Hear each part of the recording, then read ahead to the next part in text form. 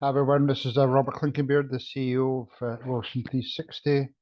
We'll just be starting the webinar in a couple of minutes. Just wanted to let you into the room. So we'll let a few more people join us. So we will be with you shortly. I'll actually just go through a couple of things that are coming up. This is David. He will be joining us shortly. David's going to be talking about growth plans, management, staffing. A lot of people are beginning to go into their strategic planning for the year, and part of that process is, if you've got some good growth plans, what are some of the management hires you need to put in place to support that growth? So appreciate everybody joining us today. Next, let's go to the next slide, Arvin. Just as a reminder, here's some of the services that we offer. We've, as a lot of you are aware, we have rebranded under Wilson 360. We offer the sales management training. I'm working with 3 large companies right now, just helping with that sales management piece. Steve Steele does a great job with the CFO, fractional CFO work. Brian Brueggemann, I know, is on the call. He's doing some great work along with operational excellence. We have Pam Hill on the call. She's also a wizard with digital marketing. So anybody interested in any of those services, then feel free to reach out. Next slide. This is our upcoming webinar. Drew Garcia is one of our sponsors at a lot of our events. We had the Thought Leader event in Miami this year, and that was the second year Drew and his company, Rancho Mesa Insurance, joined us. So we've invited him along to do a webinar in December. As some of you are probably aware, there's a lot of costs beginning to creep up, and not many areas, but you probably see them in insurance, and I know a lot of companies are going through insurance renewal. So Drew will be talking about just some of the ways in which you can mitigate some of those cost increases. So that is December 12th at 1 p.m. Eastern.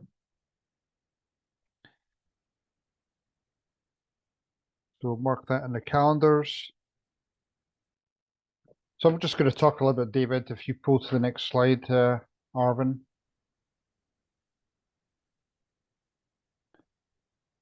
So David Krysh, I've known David for probably at least 4 or 5 years now.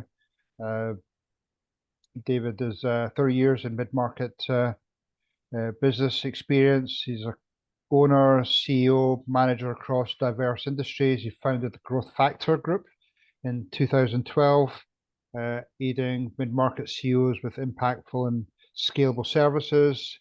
He is now successfully recruited and placed 200 plus professionals in different levels within companies, led 200 plus monthly CEO peer groups through the TAB framework. He holds a Bachelor of Science in the Industry Design from ASU. And he's based, actually, not quite neighbors, but certainly close by. He's based in Greenville, South Carolina, involved in the church, completed an Ironman Florida, passionate about fitness. So David, we are hopefully going to get you in the room right now. Love to just open up the floor and ask, anybody wants to, what people hoping to get from today. If you want to put that in the chat, or even put up your hand, and we'll get you to open up your mic. Anybody want to put in the chat what they're hoping to get from today? Looks like he's coming on now. There we are. There you go.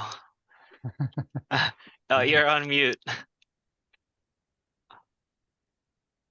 Score, here we go. All right, folks. Now, if I can just pull up my, I got to be able to share screen, right? Yes, yes. I just enabled it for you. Okay. And let me find my PowerPoint, the famous PowerPoint. How is everybody? Do we have an everybody? I see Yeah. 9 participants. All right. Well, great. Folks, I appreciate you showing up. And let's see if we can. What we did, David, is I went through your introduction, Yep. your background, so everybody's. Yeah, we'll kind of fast forward to this. I want to make sure I'm timely for everybody, to kind of move the conversation along, because I want to get to a conversation, right? So yeah, that's my son's dog. He hired my wife and myself. We've been watching this beautiful Australian Shepherd for the last 3 months while he gets his house taken care of. So we're going to talk about strategic hiring and what is that, right? An old shot from days gone by. Robert, you did the intro. Thank you very much. I've got my disc up here. Just kind of show you folks, I like to talk. I like to take charge. I like to make things happen.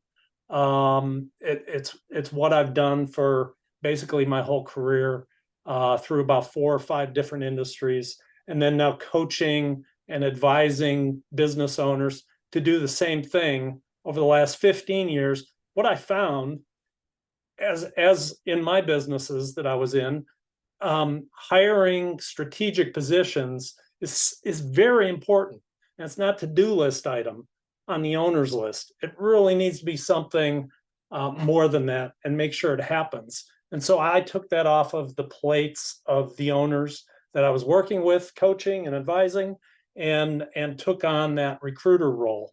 And so that's been very successful. And appreciate, as Robert said, I've been with the Wilson organization, working with him for the last 5 years. And I've just done an awful lot of recruiting, multiple industries, focused a lot around the landscape industry over these last 5 years. I want to have conversation, so hopefully there's enough people that have stuck around through the difficulties that we've had to kind of really have this conversation. So please talk back, and hopefully Arvin or Robert, you can facilitate this. So if somebody's got a question, raise your hand, into the thing, or has a comment, raise it so we can have some conversation. It's really important to me that happens, and that this isn't a one-way webinar. I really want that to happen that way. So, and if not, I'm going to look you guys up.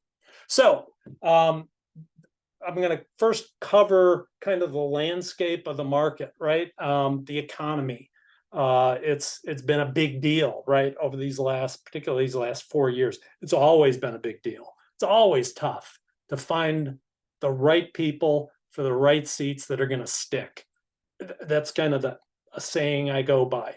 And, since COVID, since 2020, it's been exponentially more difficult, right?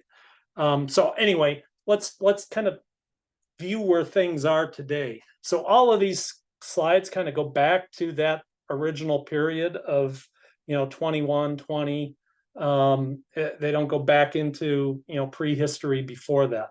But anybody that pays attention to the markets knows that CPI was announced. Inflation is coming down. The Fed is not hiking rates anymore. Employment, we've been fully employed for the better part of the last year. About 3.5%, plugging along. This is on a macro level in the country. The last couple of months, it's ticked up. I kind of wonder if some strikes that have gone on recently might have, been the impact of that tick up. And just like real estate, all these metrics, hiring and employment, is local. It's local to your geographic market, and it's local to your industry market. I put up a little slide here for our, Robert and I here in Greenville, South Carolina. Our unemployment is 2.3%, where the nation is 3.9. So, just kind of reinforce things are real local. It's a hot area here, really just, tough to find people. But the labor force participation rate, that's been a tough one. Getting people to come back to work, after getting all of the government subsidies to, stay at home, right? And we're finally starting to clear that hurdle back into, again, these numbers can vary depending on whose number you're looking at. This is from a recruitment organization called Appcast. It's a very large international recruitment data company. And they actually provide this information monthly from the BLS, Bureau of Labor Statistics. But anyway, yeah, so, again, it kind of ticked down a little bit. I wonder if the labor union strikes had anything to do with that, right? But labor force participation rate for the 25 to 54-year-olds, sorry, they don't include me. I don't think they include Robert either. But whatever. So as we kind of narrow down a little bit more specifically to the landscape industry, right? Again, you can't get macro numbers. I'd love if anybody can tell me how to get to macro numbers on the landscape industry, in particular on employment. So the best I can do right now is kind of the macro number of the US in the construction employment area, which is humming along pretty steadily and continues to. So again, I would say, just on my experience, we'll love to hear your folks' experience in certain industries, landscape in particular. We are at a negative unemployment. In other words, that chart, the bars, we have more open positions, especially skilled management, but also, I'm sure for you guys in labor, than we have people to fill them. So, unemployment is negative in the landscape industry. Let's talk about wage growth. So wage growth has moderated. Yay! Right? From the kind of monthly 8 to 9% increases that were going on. Now, this chart is specific to non-supervisory positions, so it's not management level. This is more your labor force and hourly workers. And so the good news is, it's trending down. The bad news is, it's still 3.5 to 4% monthly increases. For those of us that kind of wish for the good old days where we were paying, $14, $15, dollars an hour for labor, and today we're paying 20, 22. I don't know what your particular situations are. It's not going away. This is not going to a negative, at least not anytime soon. So that's enough of that. Another thing I like to key in on is, particularly as a recruiter, particularly as a business owner who's trying to keep my people from leaving the organization, the pay disparity between people that change jobs to people that stay is normalizing. There's always going to be a differential, right? Somebody is always going to pay a couple bucks more, to hire somebody out of your company. That's always going to be there, but it's not, 16, 20% that we were seeing back in the 2022s and late 2021s. So that's some good news there, to kind of pin ourselves on. So the last slide in this part of the deck is kind of that macro picture, is the candidate side. So I've got two two little things here. I don't know if you can read those on your screens or not.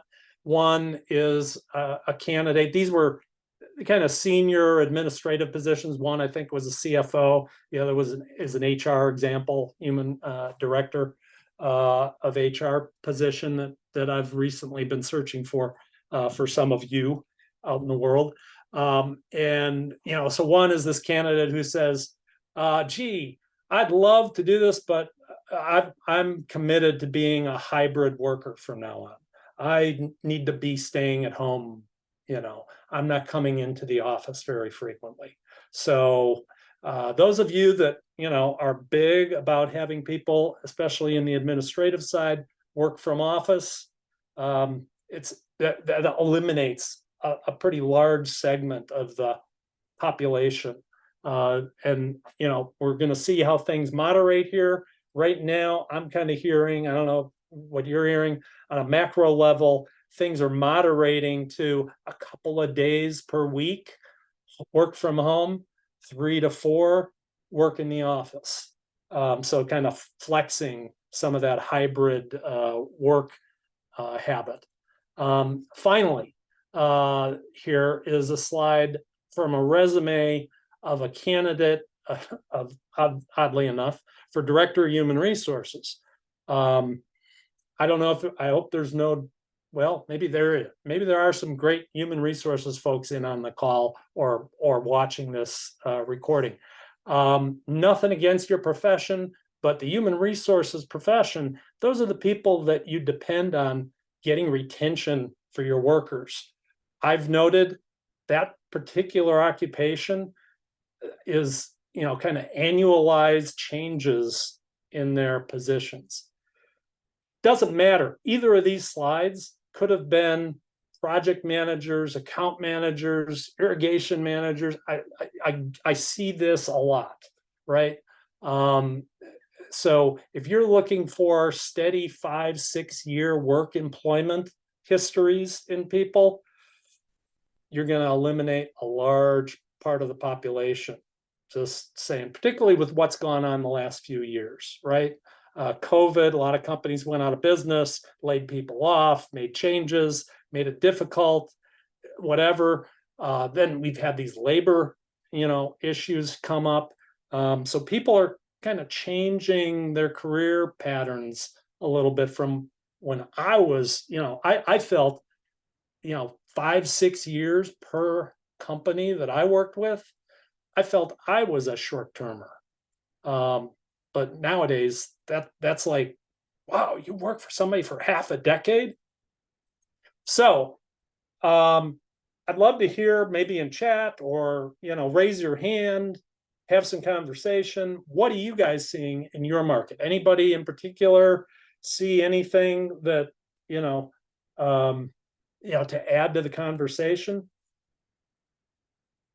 Robert, the people you coach, what are you hearing?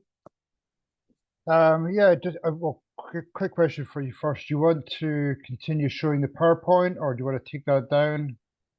What? No, well, we could take it down, sure. I don't want to get, if nobody's got anything to say, then we'll just. Oh, okay, no worries. Yeah, I mean, I think for me, I'm definitely seeing more activity. People, companies looking for key hires, or what I'm also seeing is looking to upgrade existing people that perhaps they're not getting the performance from. So they're seeing more available candidates. They're realizing some of their team members are not, they're not the A players, and they don't have any, they can't be coached into A players.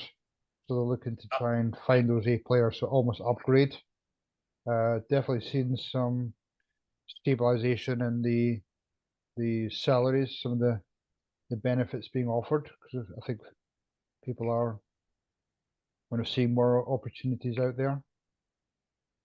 Good. Anybody else? Anybody have any observations out there in the? Any comments coming up? No comments coming up. Oh, sorry. Pam is asking, interested in learning the timing for strategic hiring so we know how best to help their client market their needs. Yeah, sure. So we're actually going to move into a little bit of that in a later slide, but the hiring of a strategic manager that you have particular need for, as opposed to we just need to hire another account manager. But for the people that again, I call strategic hires. You're looking at anywhere from 3 to 4 and even sometimes even 6 months, depending on your technical requirement and your personality, culture requirement that you're looking for. So, and like I said, I'll touch on that here in another minute. Okay. Two other comments. Brady is asking about the executive hiring climate in the landscape industry. And I suppose to add on to that, obviously there's been a lot of activity in the M&A space. So, David, I don't know if you've seen any. Has that freed people up? Is that in the changed things at industry all? specifically, I have not seen changing going on as a result of acquisitions.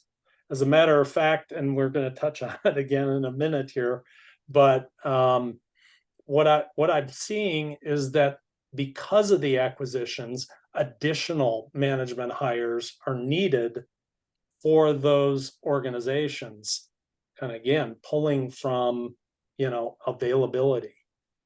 So Okay. And then the last question in the chat, Kurt is asking, what does 3.5% wage growth equate to over a year's time? Yeah.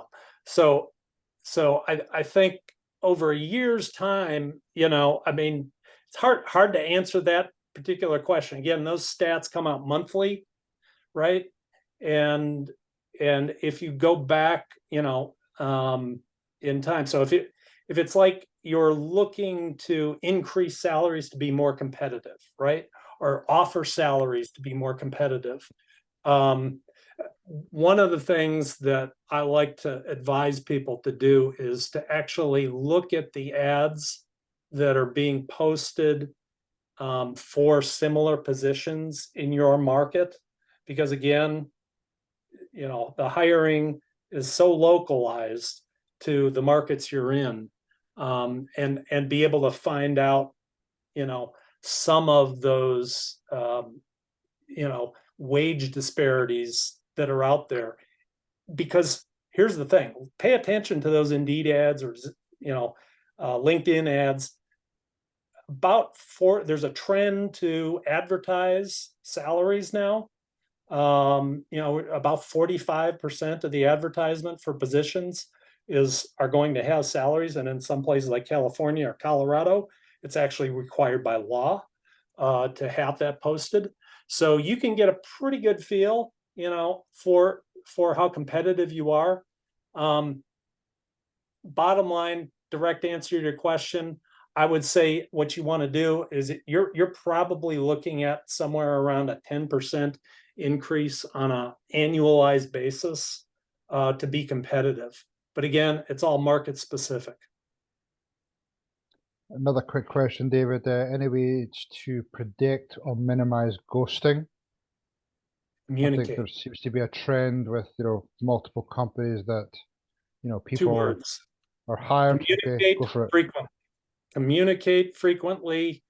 Don't let that, so you get an interest in the candidate, respond as quickly as you can to set up that interview and make that interview. So one of the things I advise all of my CEOs, those that have used my services, is when we get to the point where candidates are going to be available, for interview, you need to have some time cleared in your schedule to be able to meet that guy within 2, 3, 4 days, or woman, sorry, that person, that candidate, within 2, 3, 4 days of that initial contact.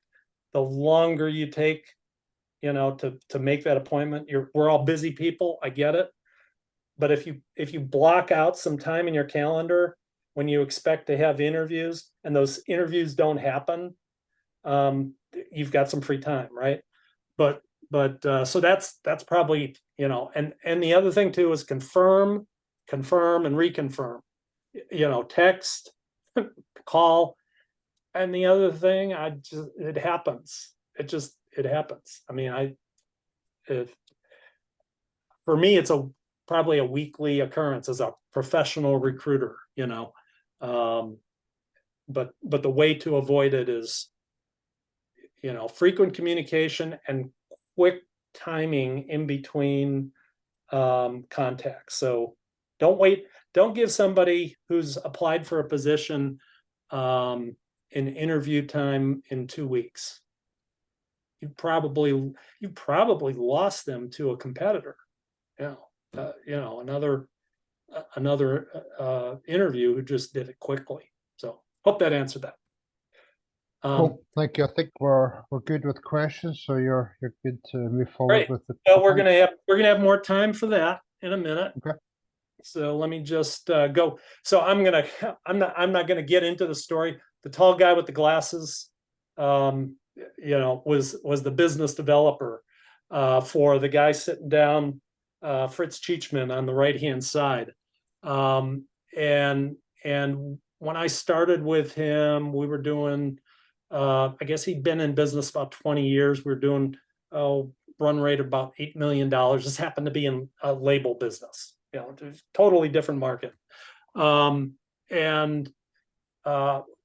After a year and a half of developing the sales for the business, we decided we need to put in place a plan to sell a branded office product market. At that time, Staples and Office Depot, these little companies, were just starting in the marketplace. And by the time this picture was taken, that gentleman, Kevin Green, sitting next to me, was vice president, national sales manager. Martina Dara, the young woman sitting down with her arm around the boss's son, was product manager, and we grew that business to $45 million in the course of 2 years. That was a conscious, strategic hiring plan. Yeah, there was product development, all kinds of other stuff that went on in the background, but I want to set that up. I just had that picture in my archive and thought it was funny. So there's several different reasons to do this strategic hiring, right? I call it staffing for growth and change. So you want to enhance a new growth segment of your market. You're a landscaping business. You've been in maintenance. Now, better example is you've been in design build or bid build, and you need to develop that maintenance business. Who is going to do that? How are you going to get into that market? Do you need an operations manager to really help drive that business for you? You've been running a design build business for 20 years and doing maintenance on the side. Now you really want to get more into that. Or maybe you want to focus more on irrigation or snow or arbor care. So you need somebody with a new specific skill set, right? That sales manager that I had, that I hired, national sales manager, he had connections to Walmart. We got actually at that meeting, we had just been at a show where we got 8 SKUs into the Walmart planogram. It's like awesome, right? But you need somebody who's got those skill sets to do that. The other thing is you need to hire somebody with what I call a biz dev mindset. They're business developers. They think outside the box. So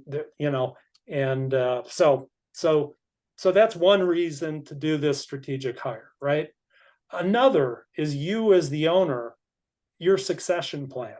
Robert, as an advisor and the Wilson 360 group and me as an advisor in my peer groups, we are always coaching you guys to delegate and get out of the weeds of your business, right?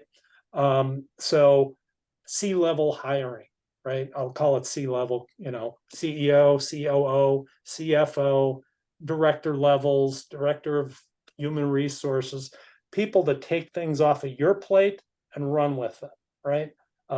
If you're EOS, company running EOS, it's kind of bringing in the classic integrator, but then also filling the seats of that accountability chart. So that's another reason for this strategic hiring. These are special positions that you're going to be delegating to. You've got to have a real see eye to eye with them, right? And they're going to need skill sets that maybe, hopefully, you don't have in that vertical area of the business.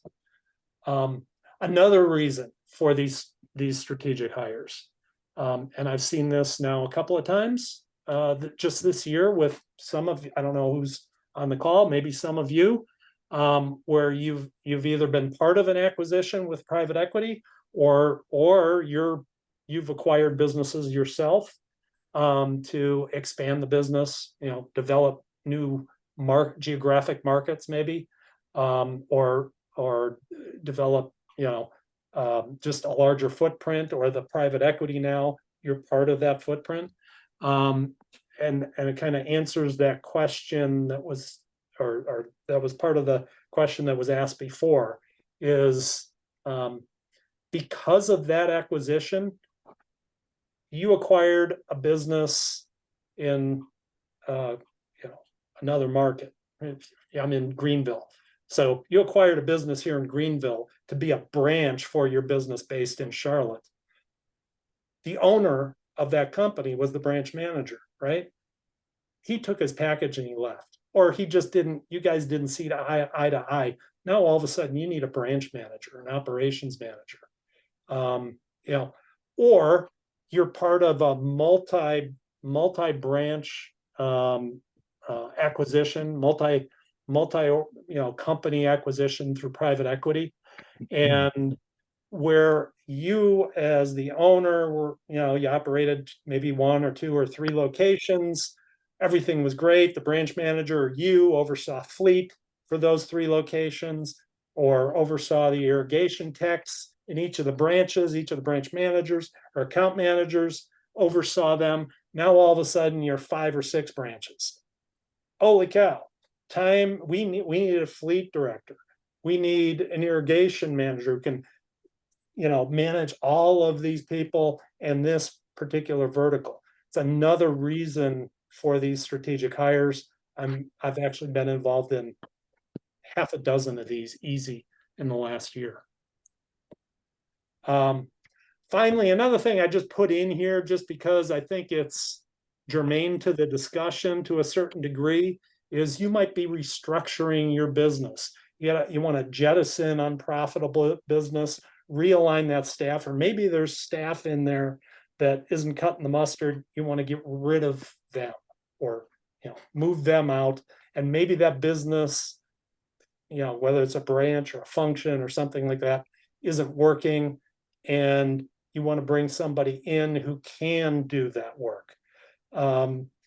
So thinking about that, in a timely fashion, do you want to get rid of that person first and then hire and bring somebody new in, or do you want to start that hiring process in the background so that you won't lose a beat? So the last thing I'm going to say on this particular subject of the different reasons of having a strategic hire, I don't know if anybody's involved with Strategic Coach or Dan Sullivan. He's put out this book. It's not a commercial for the book. Frankly, myself, I got maybe 20 pages into it, and it didn't really resonate with me personally, with David Krysh, but the concept is like spot on. When you're looking at a new business development activity, you want to you've been in residential all your career, all your business life, and you want to move into HOA or you want to move into commercial. It's not how am I going to do that? It's who can I get to do that work?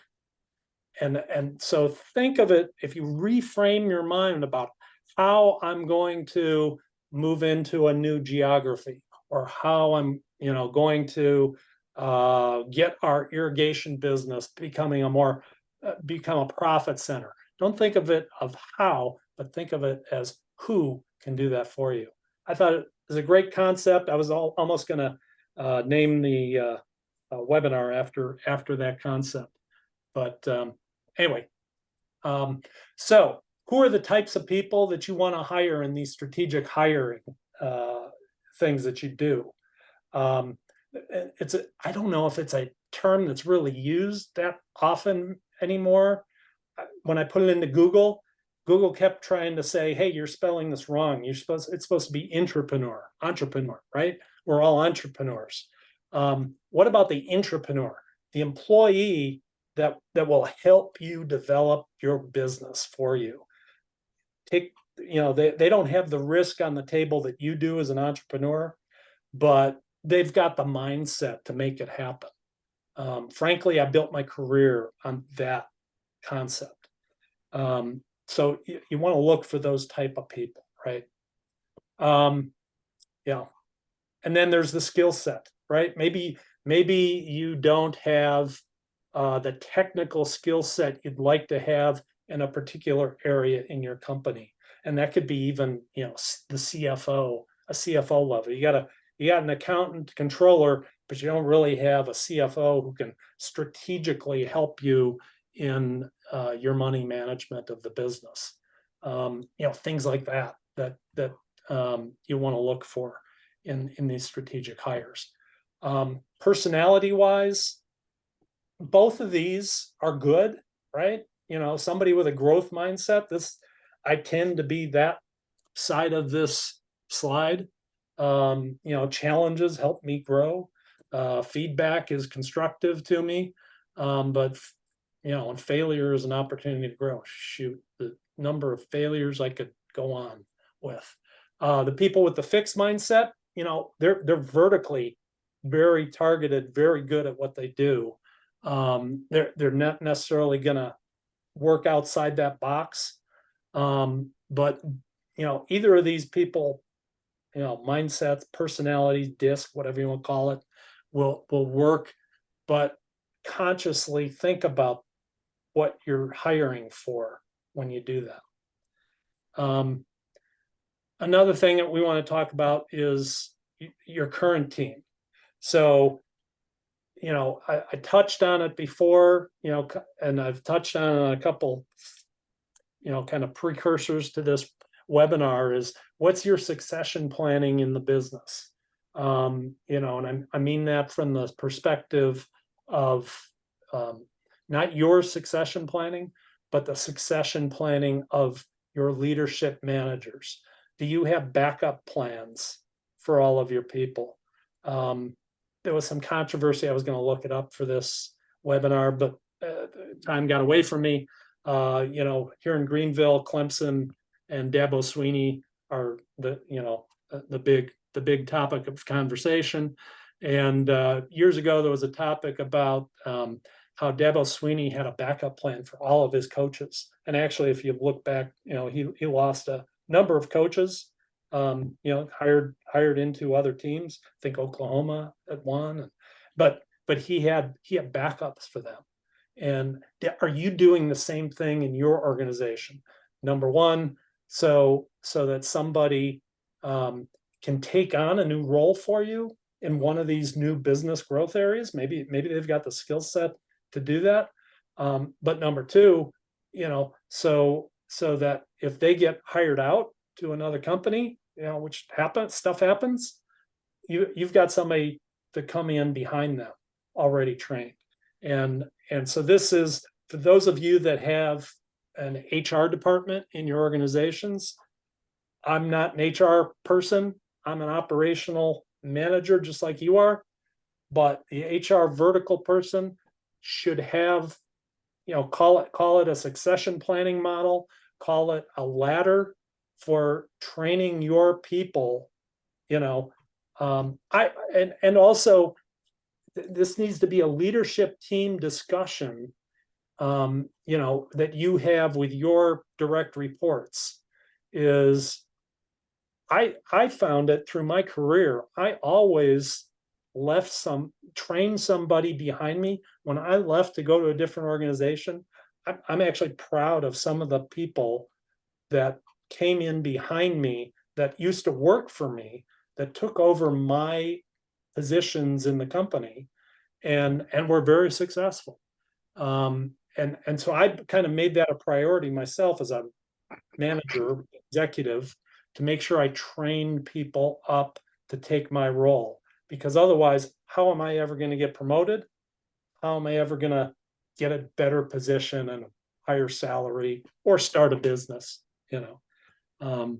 So, and the other thing I'd throw in here is talk about this right up front in your hiring process. Let those people know that are coming on board that you have a plan for them.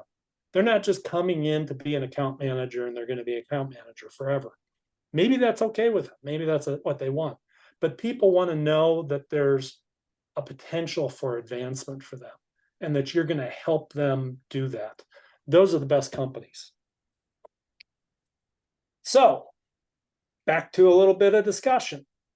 Any stories to share about any of the strategic hiring stuff that I talked about, or the succession planning that you're doing in your company?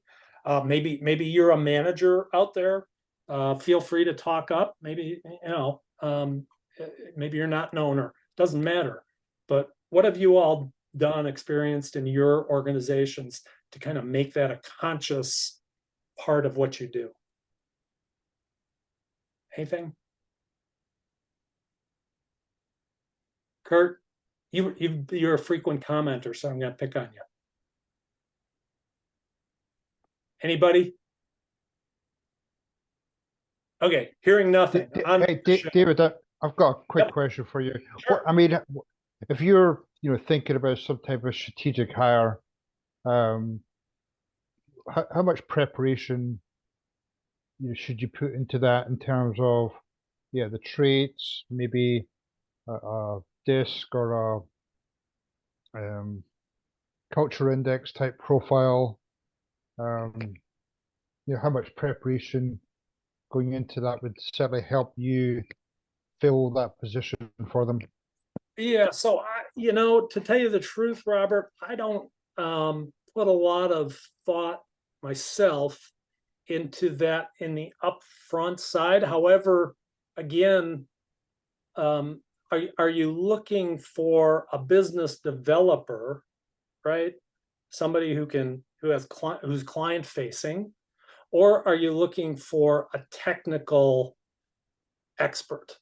Like I said, maybe it's somebody to run that irrigation division, or maybe it's arbor care, and I think, and then kind of thinking to yourself, that thought process, do you need new business development? So I guess I do say you want to work out the traits in your mind of what you're looking for, of who the type of person you're looking for. For me, the DISC is kind of a confirming addition to the interview process. Kind of confirms to yourself the things you've seen or experienced in the interview, and it also gives you an indication of how to manage that person in the organization and let them know what those DISC results are, so that they have the self-awareness of being a low C, and they've got to be more detail oriented, and they've got to be more conscious about that, or that they need to make sure they have a backup, to look at their numbers. I don't use it as a screening tool. I use it more as a this is what you need to know about this person to manage them into your organization future. Okay. That helps. Yeah. And unless there's anybody else that has a question, I've got a follow-up question. Sure. So how important is it to, with all the hiring you've done, to have somebody with that industry experience? I've heard more and more cases of they brought somebody in with just good either management or, maybe they've been a business developer but in a different industry, but there's a more of a reliance on that knowledge already being within the company that they could quickly get that person up to speed. They're just looking for somebody with some of those good traits rather than being somewhat restricted to industry experience. I love the question, Robert. I'm a big proponent. Well, again, you're talking to the guy who worked in 4 different industries, changed jobs, changed positions into different industries through my career. I didn't know the first thing about closed circuit TV cameras, but I came in as the vice president of sales and marketing for a company that did that. I'd sold labels before, to the office products. There were some other things involved in that, decision, but I'm a big proponent of these strategic hires. Again, if you're looking for an expert in a particular segment, technical expertise, if you're in the landscape industry, you're going to need somebody that has irrigation knowledge of, working the idiosyncrasies of that business. But if you're talking about new business development manager, shit, why do you need it? If they've got connections in the city and the market you're in, into the CRE, the commercial real estate market, they're going to all the network things, they've been in sales in a different industry, why wouldn't you consider that? Because they've never, except for their own lawn, mown a lawn before, or have a horticulture degree.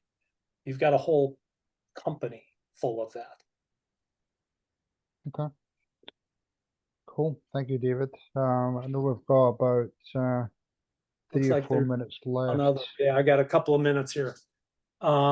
Techniques are good for sourcing people beyond the Indeed and LinkedIn resume search. I'm going to fast forward to a slide here that's going to answer that, because here's an example of that, Kurt. I mean, really, I worked up to this by saying, strategic recruiting. Are you playing checkers? Or are you playing chess? Indeed and LinkedIn is checkers, especially if you're running the business. You need to be covering these bases and many others for this. You need to be networking. You need to have and again, this is an executive team meeting. They should all be doing this in their markets. They should be networking. They should be helping you enhance your employer brand. I was on a call with a client this week who's been acquired actually last year. They've got 3 or 4 companies in the acquisition. They're still using one of the core companies' website for their now 5 branches when the old company had 2. And I'm hiring for some strategic positions. And I said, hey, are you doing anything about that website? By the way, Cheryl, hint, hint. Oh no, we haven't quite got to that yet. It's important to have your employer branding, focus out there. So, and then doing all kinds of other things to, connect with people. And another last slide that I've got here is, well, first of all, shoot, this didn't quite work. Yeah, this worked out. Those 3 words again: who, not how. Delegate it. get it out of the company, hire a recruiter, because our job is to make sure you get those hires done. Your job is to run the business. Your HR person's job is to cover the tactical positions going on in your business. It's who, not how. So who doesn't necessarily mean you're going to hire somebody in the company. If you read that book, it actually does talk about outsourcing the task to somebody on the outside to get your tasks accomplished. So that's one thing. The other is to use some sophistication. So a little bit of the, under the behind the kimono thing, and this isn't a big deal, but so I've got an applicant tracking system, ATS. Professional recruiters, that's what we use. It's the CRM, for recruiting. So I've got a pipeline, that shows who I'm talking to, when I'm talking to them, what their next stage is in the screening process. It also sends out automatic campaigns to those people. And so I can pull up a candidate and I can actually see the conversation stream that's going on. And this particular, my system also does campaigns that are LinkedIn messages, email, text messages, and phone calls. All of that gets recorded into the system. So I hope that answered the question, Kurt. Getting back to that question about time, it's the new normal, folks. It takes time to find the right person for your culture, for your needs, specifically in these strategic hires to make them work. To get any butt in the chair, no problem. Not no problem, but you can get any butt in the chair anytime. But to get the right person who's going to stick and make an impact, because that's what you want with these. It's going to take some time to find that person, get their interest, screen them, and get them on board. And this kind of shows all those steps in that. So I'm skipping ahead to the end of the slide. I went over our time. I apologize for all the technical issues at the front end. Anybody learn anything today? What's your takeaway? What's your takeaway? I know what my takeaway is. It has something to do with Zoom webinars. Well, David, really appreciate your time, your knowledge. Yep, sorry for the mix up at the beginning, but I think your message came across well today. So glad your contact information is there. People can reach out to you directly. And thank you for your time, David. I appreciate everybody. Appreciate you, Robert. Wilson 360, great group. Take care, folks. Okay, thanks everyone. Thanks for attending.